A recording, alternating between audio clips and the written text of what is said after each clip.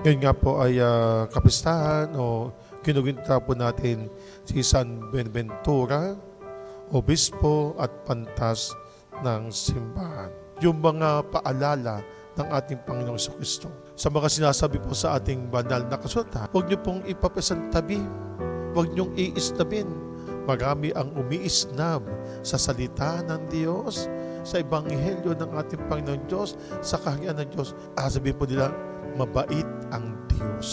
Itong alaalang ito o paalalang ito, mga babala ng ating Panginoong Kristo, tulad ng ating pong ipinagdiriwang ngayong banal, si San Buenaventura, ipinahayag niya ang kaharian ng Diyos. Ipinahayag niya ang kabutihan ng Diyos. At yun po ay sinundan, sinundan ng kanyang mga tagapakinig.